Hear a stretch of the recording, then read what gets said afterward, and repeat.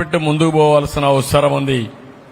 అందుకని ఇప్పుడే నేను ఒక మాట అడిగాను. ఈరోజు నేను ఇక్కడికి వస్తానే ఒక 2 షాపుల దగ్గరికి వెళ్ళాను.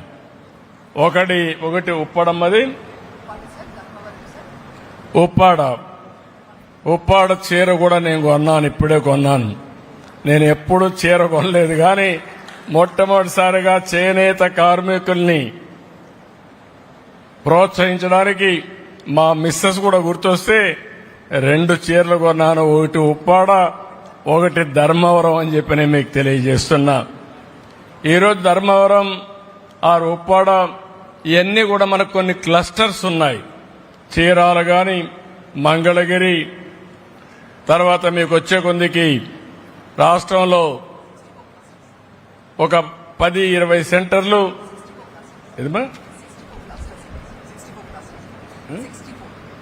64 క్లస్టర్స్ ఉన్నాయి మనకు.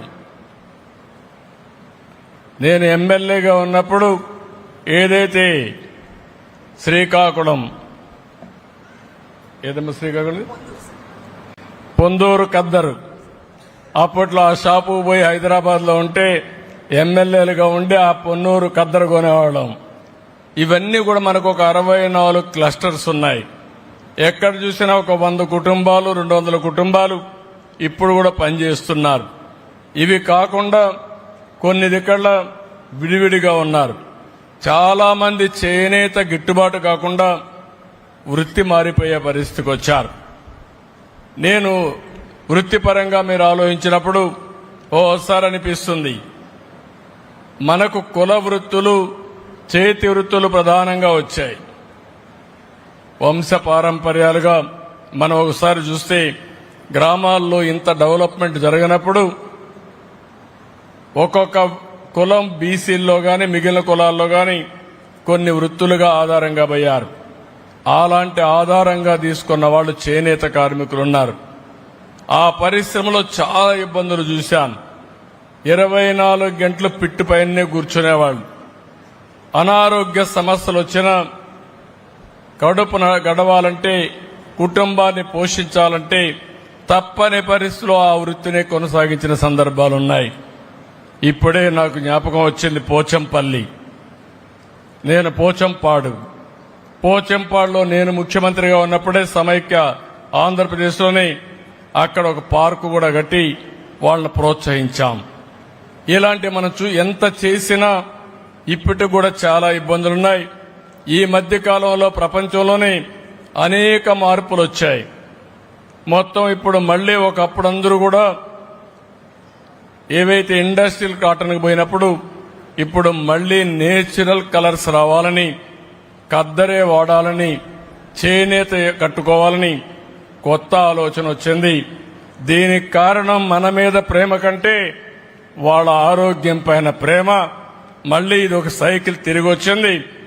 ఈ సమయంలో కరెక్ట్ అయిన డిజైన్స్ గాని మనం చేయగలిగితే, మన చేతి వృత్తుల ప్రతిభ మనం నిరూపించుకోగలిగితే అందరికంటే ఎక్కువ ఆదాయం సంపాదించే పరిస్థితి వస్తుంది.